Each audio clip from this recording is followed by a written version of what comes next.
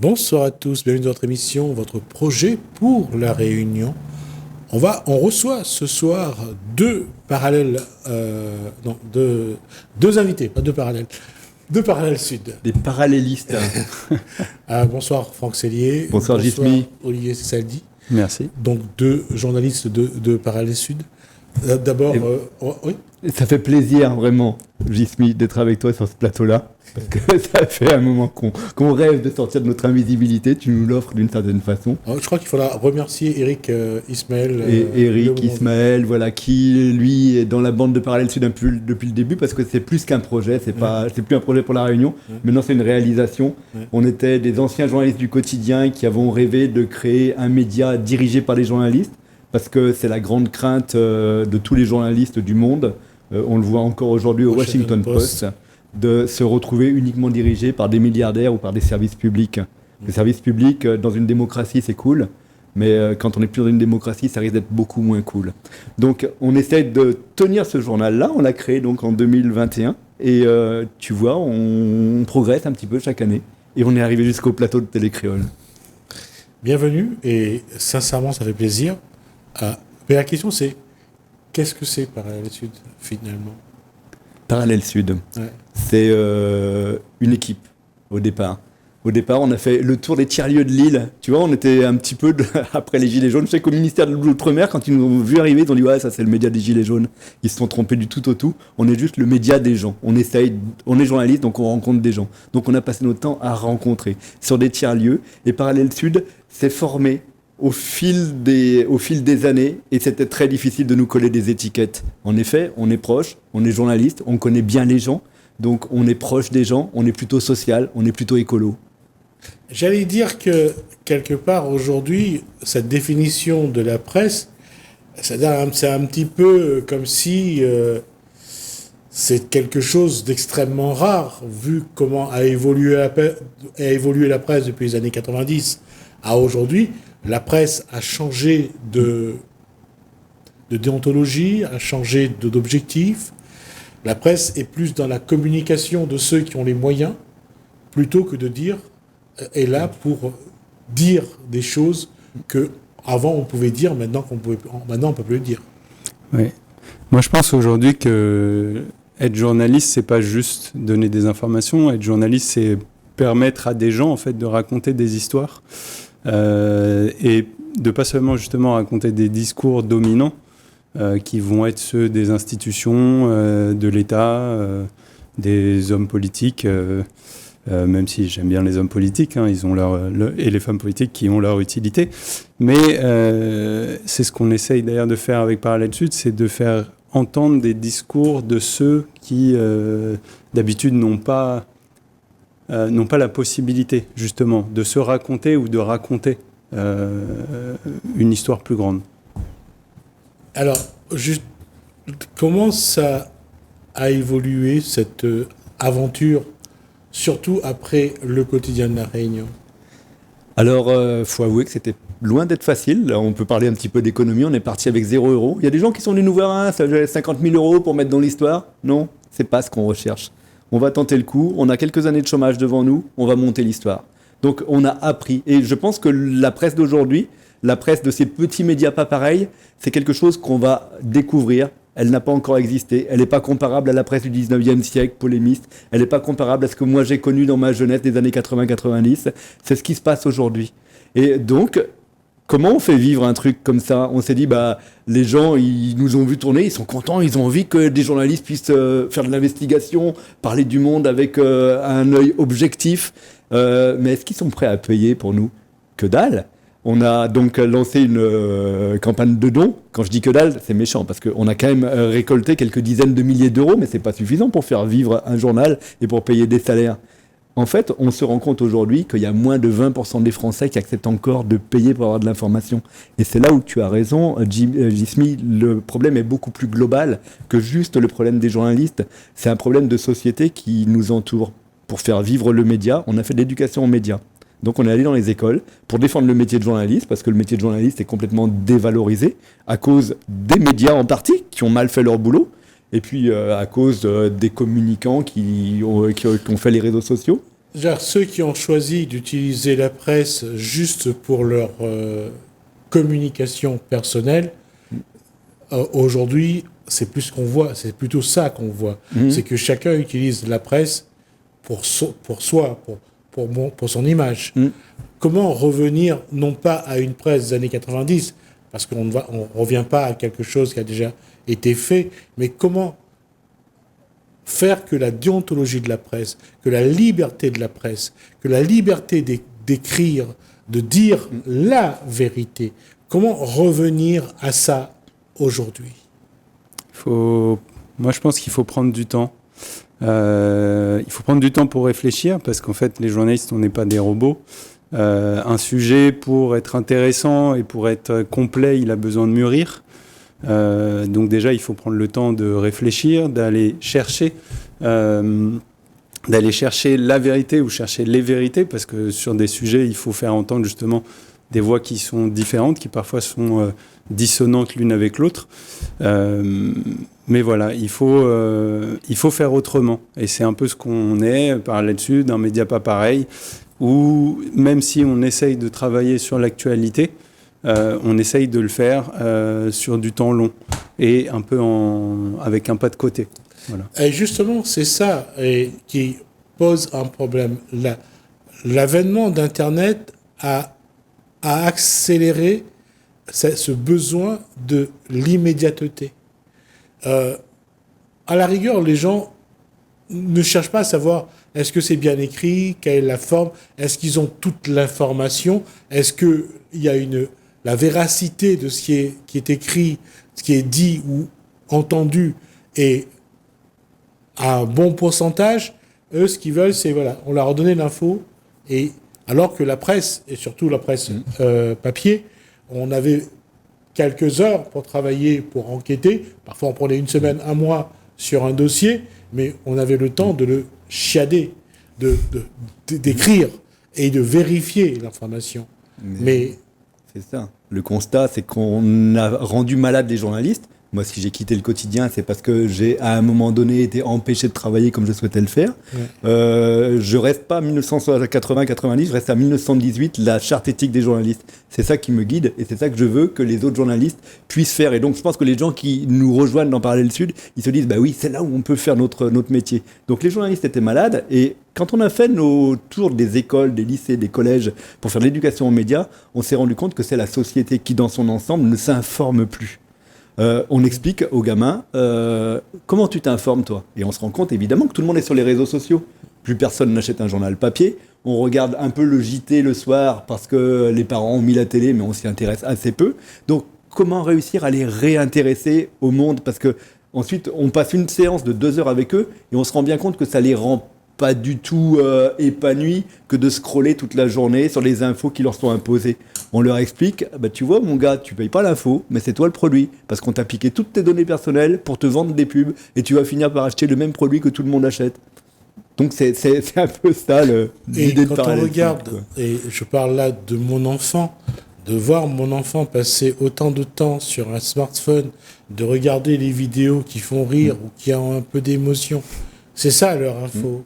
Et c'est ça l'info que cette génération-là apprécie. Pas seulement les jeunes, les personnes plus adultes sont dans la même posture. Il n'y a plus la volonté de réfléchir, il n'y a plus la volonté de chercher, de comprendre. Et ça, est-ce que ça vous complique la tâche? Le fait qu'il faut parfois aller vite, il faut leur donner quelque chose qu'ils ont envie, alors que normalement la presse c'est du temps à réfléchir, à écrire et à écrire correctement. Ouais. Moi, je voudrais dire que sur cette thématique-là, c'est des questions qu'on se pose de manière fréquente. Chez Parallèle Sud, on a une réunion hebdomadaire où en fait, et souvent, ce sujet-là, il revient. Il y a eu des périodes où, par exemple, on arrive à être très efficace, où on arrive à avoir 3 papiers par jour. Il y a tout d'un coup des périodes où, en fait, les journalistes ont du mal à sortir les 2 papiers quotidiens. Et donc, il y a toujours cette question-là. Est-ce qu'il faut privilégier la quantité Ou est-ce qu'en fait, il vaut mieux revenir à des pratiques antérieures et se dire on a moins de papier, mais en fait, ce qu'on sort, c'est ça que les gens qui lisent Parallèle Sud viennent chercher. Eux, ils veulent pas de l'actualité brute. Ce qu'ils cherchent chez nous, c'est ce que je disais tout à l'heure, des discours qu'on n'entendra pas ailleurs. Ou en tout cas, une manière de faire entendre des discours qu'on n'entend pas ailleurs. Et je vais te laisser après rebondir là-dessus, Franck, si tu le souhaites. Mais par exemple, là, sur les municipales, on a une série qui s'appelle Candidat-Candidate, où en fait, on donne la parole à certains des candidats, à certaines des candidates pour les prochaines municipales, mais on le fait sur du temps long. D'ailleurs, c'est des interviews qui vont durer 1 heure. Donc, c'est du temps lors de l'interview, c'est du temps de travail après. Et parfois, on se dit, les gens vont peut-être pas aller jusqu'au bout, mais nous, on se dit que notre travail, ce que nous, on peut apporter, c'est ça. C'est-à-dire de faire parler des candidats et de leur faire dérouler tout un programme et de les faire parler sur des choses où ils vont pas forcément avoir le temps lorsqu'ils vont être interviewés 10 minutes. Et là, aujourd'hui, Parallèle Sud, dans ce qu'il essaye d'apporter dans l'évolution de la posture des lecteurs, de ceux qui vont chercher l'information, est-ce que les commentaires, ce qu'ils vont dire, comment ils ont trouvé, ce qu'ils en pensent, ou c'est toujours de la polémique? Alors, le commentaire est pollué à La Réunion sur les réseaux sociaux, et partout dans le monde, j'imagine. Hein. Donc, on préfère faire des rencontres physiques où on organise des ronds de cœur, mais c'est pas si facile que ça. Mais oui, on est un média un peu à part. Hein. On avait organisé un festival Mater, on avait fait venir de la musique, et c'était sans argent, tout ça, quoi. On essaie de rencontrer les gens, on les a au téléphone. Le commentaire, finalement, sur les réseaux sociaux, moi, ça m'effraie un petit peu. Je voudrais revenir sur un sujet. Là, Olivier a parlé de la politique. Il y a derrière la politique, c'est l'histoire immédiate. Il y a la politique de la Réunion. Et ce qui m'a beaucoup frappé en allant dans les écoles, c'est que les jeunes ne connaissent pas qui est Debré, qui est Vergès. Et pourtant, c'était il y a quelques années, quoi. Hein. Debré peut-être un petit peu plus long. Ce qui fait que comment on peut imaginer la Réunion de demain sans savoir comment elle s'est construite, sans savoir ce qui s'est passé? Prenons quelque chose de très simple. Combien de Réunionnais connaît l'histoire de la Réunion? Qui connaît les grandes dates de l'histoire de la Réunion? Déjà ça, c'est un constat triste. On ne nous a pas appris notre histoire. Et si on ne va pas chercher les éléments, on n'aura rien. Et là, on parle de Furcy, sur qui on a fait un film. Combien savent que Furcy s'est battu juste pour qu'on le reconnaisse en tant qu'homme libre? Et ça montre bien que si l'individu ne va pas chercher, comme tu l'as dit tout à l'heure, l'information, il n'y a pas d'information. Furcy, c'est déjà bien qu'il y ait eu un film, qu'il y ait eu un livre avant. C'est une partie de l'histoire de la Réunion qui est complexe, parce qu'on a bien vu que ce monsieur, il a eu des esclaves après. Dans quelle disposition il était, on ne sait pas. Mais c'est des sujets qui nous passionnent. Et un des sujets qu'on a révélé sur Parallèle Sud l'an dernier, c'est la présence de crânes, de restes humains, d'esclaves réunionnais dans les réserves du Musée de l'Homme à Paris. Les médias à La Réunion ont préféré ne pas rebondir sur cette histoire-là, alors qu'un collectif de plusieurs dizaines d'associations se sont montés pour demander, comme les Sud-Africains l'avaient fait avec les Venus Hottentotes, comme les Malgaches le font pour les crânes des guerriers Sakalav décapités par l'armée française, un collectif à La Réunion s'est monté pour dire « ça, c'est pas des pièces de musée, ça ». C'est nos ancêtres, c'est nos morts. Il faut nous les rendre de manière rituelle. Et voilà ce genre de sujets qui sont importants, qui en fait forment l'âme de la Réunion. Elle n'est pas écrite, elle n'est pas bien écrite. Il faut l'écrire davantage, mais elle existe, elle est là en permanence dans tous nos conflits. Ça ressort, on sait qu'il y a une histoire à réécrire, à comprendre comment on peut vivre ensemble. Et donc oui, peut-être que le temps passe. Et sur ces histoires de Debré, de Gaulle, on a choisi de venir ici pour parler d'un cas un peu... d'un cas qui fait partie, comme Furcy. Comme ces crânes, c'est les enfants de la Creuse. D'accord. Alors là aussi, Debré y est pour quelque chose. Ça a commencé dans les années 60 pour s'aminer fin des années 80. Ouais. Fin des années 80. J'allais dire, qu'on le veuille ou pas, il y a une chape de plomb là-dessus. Oui, bah, je pense qu'il y a une non-volonté, en tout cas, Là, si on revient sur l'histoire des enfants dits de la Creuse, parce que la Creuse, c'était un des départements qui a accueilli juste la plus grosse partie des mineurs. C'est une histoire, dans les années 60, la Réunion se retrouve avec, on va dire, deux problématiques, je le mets entre guillemets, parce que juste la démographie augmente et en même temps, il y a aussi un taux de chômage qui augmente. À l'époque, l'État, plutôt que de mettre en place une politique économique, de se dire comment on va régler le problème ici, c'est-à-dire créer une économie viable pour les gens qui ont besoin de travailler, on va, ce que je disais tout à l'heure avant l'émission, on va externaliser en fait finalement ce problème. Donc comment on fait pour finalement faire partir tout le monde ? Pas tout le monde, finalement les personnes, surtout les personnes racisées.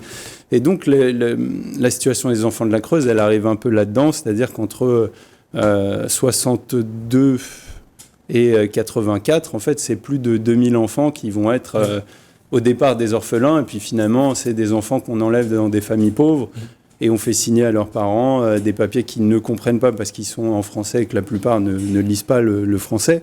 Et on leur dit, votre enfant, il va être pris en charge par des familles qui, elles, ont les moyens dans l'Hexagone. Et vous allez voir, il va revenir et en plus, il va avoir une vie qui va être magnifique. La vérité, elle est tout autre. C'est que la majorité de ces enfants... Et c'est vrai parce que la majorité de ces enfants vont grandir en attendant que leurs parents les réclament. Qui viennent les voir. Parce qu'on leur a dit que leurs parents viendront les voir. Et pour leur retour, c'est à leurs parents qu'ils en veulent. Aux proches qui sont à La Réunion, parce que les proches n'ont pas fait la démarche pour venir les voir. C'est très important.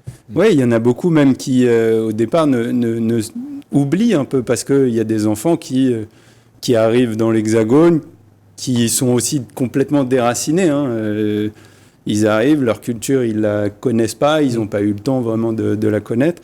Et en fait, ils arrivent à l'âge de 3-4 ans.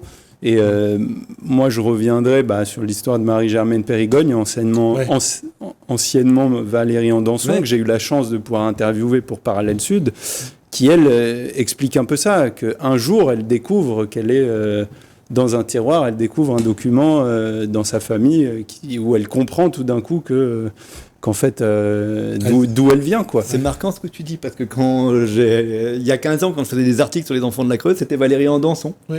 Et je vais même te dire qu'il y a 20 ans ou il y a 25 ans, peut-être qu'on commençait à en parler, il y a eu des premiers reportages, mais ça n'a pas du tout été aussi évident que ça, de dire que ces gens ont été victimes d'un État abusif.